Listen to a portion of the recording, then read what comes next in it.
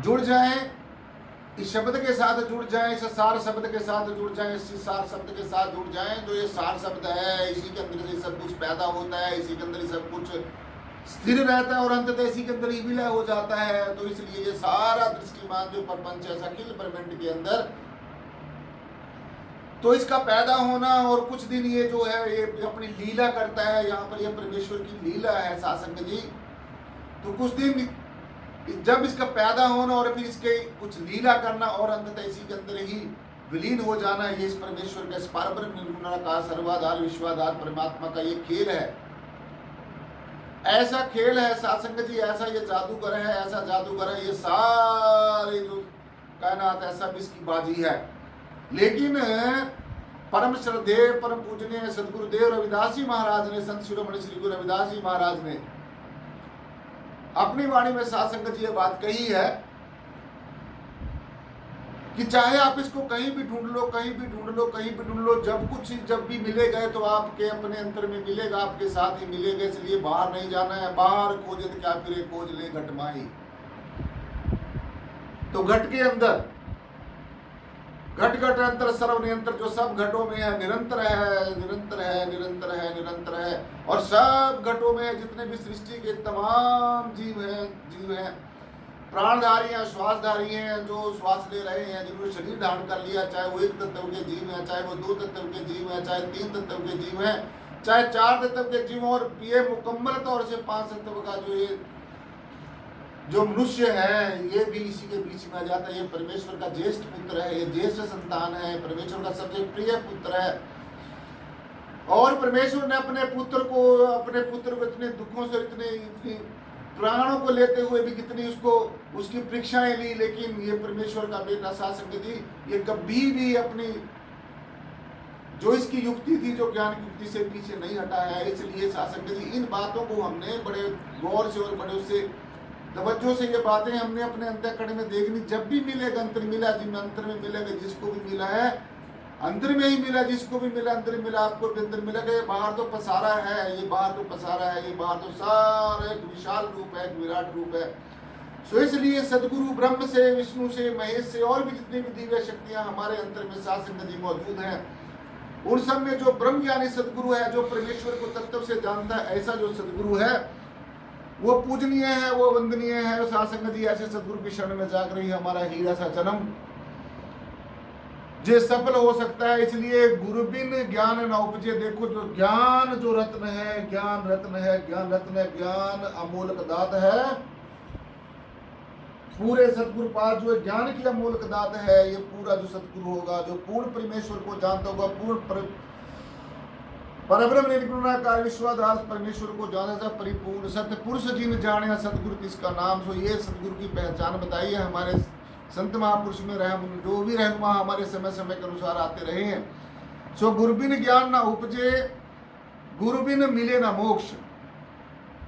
गुरु बिन ज्ञान ना उपजे, गुरु बिन मिले ना मोक्ष, गुरु बिन सत्य को ना लखे, गुरु बिन मिटे ना दोष। सो ये समझ लेना चाहिए हमने कि सदगुरु के बिना कुछ भी नहीं है। हमारा सदगुरु से ही हमारा जीवन शुरू होता है और सदगुरु के चारों तरफ ही इर्द गिर्द घूमता रहता है। क्यों ये जो सदगुरु है सासंग जी एक ऐसी एक धुरी है जिसके चारों तरफ ये सब कुछ घूम रहा है, दृष्टिमान जगत घूम रहा है। सो ये ऐसी जो ज्ञान की युक्ति है, जब हमें समझ लग जाएगी तब जाकर सासंग जी हमारे जीवन का कल्याण उदार और सुधार होगा। जो सदगुरु की क्या उपमा की जाए, मैंने जैसे आपको पहले भी अर्ज किया कि संसार की लौकिक जगत की और भी किसी भी अलौकिक जगत की किसी भी चीज के साथ सदगुरु की तुलना नहीं की जा सकती। सासंग जी जो सदगुरु जो है हमारा वो जीता जागता परमात्मा है। अगर किसी ने देखना है कि परमात्मा कैसे चलता है, कैसे फिरता है, कैसे बोलता है, कैसे चलता है, तो अपने सदगुरु को देखना है। Because our spiritual master who is very much absolute and complete in all the respects, जो हर एक तरीके से परिपूर्ण है, जो हर एक तरीके से परिपूर्ण है, ऐसा सदगुरु हमारे साथ फिरता, हमारे साथ खाता पीता सोता जागता बातें करता, सब कुछ व्यवहारिक जगत में व्यवहारिक आम आदमी की तरह करता हुआ, लेकिन फिर भी हमारे से भिन्न है। सासंग जी जो सदगुरु के साथ अपनी तुलना कभी नहीं करनी चाहिए। सदगुरु के साथ हम एक जैसे हम एक सूर्य की किरण है और सदगुरु के हर समय उगता हुआ सूर्य है, प्रकाश स्वरूप है, साथ संगत ये ज्योति स्वरूप है। तो इसके साथ किसी चीज की तुलना नहीं की जा सकती। जैसे सूर्य की किरण होती है, ऐसे ही सूर्य की किरण रूपी आत्मा है हमारे अंदर में, जिसके कारण हम सब कुछ हो रहा है, सब कुछ जिंदा है। सो सदगुरु जीता जागता साथ संगत जी, चलता फिरता परमात्मा है। और सदगुरु जो है साथ संगत जी, सदगुरु की महिमा किसी भी चीज से नहीं की जा सकती। सदगुरु मैंने आपको बताया कि करुणा का भंडार है, करुणा का भंडार है, ज्ञान और प्रेम का सागर है, भंडार है, और अनेकों रहमतों का, अनेकों नियामतों का साथ संगत जी भंडार है। जब चाहे, जब भी चाहे, जहां पर भी चाहे, जिस भी रूप में चाहे, इतना कॉम्पिटेंट, इतना समर्थ है कि हमें सब कुछ देने में ये समर्थ है। इसलिए जीवन का सारा खेल जो है साथ संगत जी, जीवन का सारा खेल हमारी इसी सोच के ऊपर है। जिसकी नेगेटिव सोच है वो पतन की तरफ चला जाएगा, जिसकी पॉजिटिव सोच है वो उत्थान की तरफ चला जाए। उसका चहुमुखी विकास होगा, उसका बौद्धिक विकास भी होगा, नैतिक विकास भी होगा, सामाजिक विकास भी होगा और आध्यात्मिक विकास भी होगा, जो ऐसा ज्ञानवान महापुरुष होता है। क्योंकि सीधी सीधी एक बात है, ज्यादा पढ़ने लिखने वाली बात नहीं है, कि जैसी दृष्टि होती है वैसी सृष्टि होती है। जैसा हमारी दृष्टि के अंदर जैसे भाव होते हैं जिसके प्रति, तो हमें वैसा सही दिखना शुरू हो जाता है। जैसी दृष्टि होती है और जैसे जैसे विचार होते हैं साथ संगत जी, वैसा ही संसार नजर आना शुरू हो जाता है। कभी हमें लगता है कि संसार ठीक है, कभी हमें लगता है संसार ठीक नहीं है। तो ऐसी जो ये फ्लक्चुएशन, जैसे बिजली फ्लक्चुएशन होती है, कभी अप्स हो गई, कभी डाउन होगी, तो ऐसी जो फ्लक्चुएशन है ये नहीं होनी चाहिए, ये नहीं होनी चाहिए। जैसा विचार होता है वैसा ही संसार होता है। सो इसलिए साथ संगत जी, दृष्टि को और प्रवृत्ति को, दृष्टि को और प्रवृत्ति को और दृष्टिकोण को बदलना होगा, दृष्टिकोण को बदलना होगा, और आध्यात्मिक जीवन में तभी सफलता मिलेगी साथ संगत जी। और ये मनुष्य का जो जीवन है ये हमारा तभी सफल होगा। सो इसलिए मैं ये साथ संगत जी बड़े जोर से और ये बात मैं कह सकता हूं कि आप इस बात को भली भांति समझ लीजिएगा, इस बात को भली भांति समझ लीजिएगा। स्वयं पर भरोसा करना है, स्वयं पर, किसी और के ऊपर भरोसा नहीं करना। स्वयं पर भरोसा करना है, अपने सदगुरु पर भरोसा करना है, और परमेश्वर, इस पारब्रह्म निर्गुणाकार परमेश्वर की भरोसा करना है। जब आपने परमेश्वर को स्वीकार कर लिया और परमेश्वर ने आपको स्वीकार कर लिया, सदगुरु रूप में बैठकर परमेश्वर ने आपको, उसी समय ही आप मुक्त हो गए हैं। लेकिन ऐसा नहीं सोचना कि बस अब हम मुक्त हो गए, अब हमने कुछ नहीं करना, बस अब सदगुरु ने हमें इसको दिखा दिया, इसको मिला दिया, बस ये बात नहीं।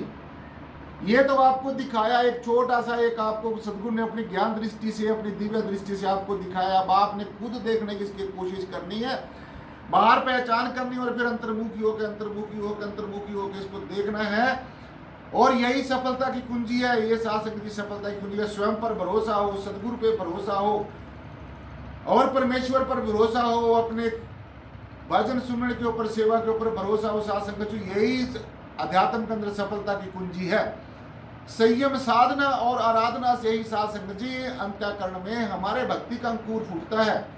जैसे एक किसान बीजारोपण धरती में करता है, बीजारोपण धरती में करता है, तो उस बीज को वो मिट्टी से ऊपर से पूरे का पूरा ढक लेता है, लेकिन उस बीज के अंदर इतनी ऊर्जा होती है, जब जो धरती है उसके अंदर इतनी ऊर्जा होती है, और जो बीज के अंदर ऊर्जा होती है साथ संगत जी, जो चेतना होती है, वो जब दोनों का एक सम्मिल मेल हो जाता है तो उसमें से एक अंकुर फूट जाता है।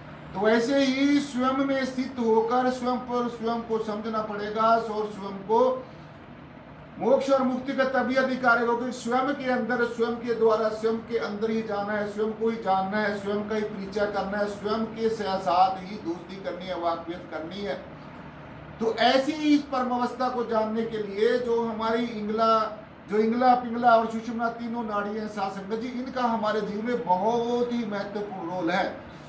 तो जैसे मैंने आपको हर समय सत्संग में बताता हूँ, आज भी अर्ज कर दूं कि दोनों बहुओं के बीच में जहाँ मैंने अंगूठा लगाया, ये दशम द्वार जिसको कहा है, शिव नेत्र का है, ज्ञान चक्षु का है, प्रज्ञा चक्षु कहा है, यहाँ पर ध्यान करते हो साथ संगत जी, यही हमारे आराध्य देव का स्थान है। यहीं से हमें आराध्य देव दिखेगा, यहीं पर हमें अपने आराध्य देव के, अपने इष्ट देव के यहीं पर ही दर्शन होंगे साथ संगत जी। यहीं से ही चेतन की और जड़ की ग्रंथि खुलेगी।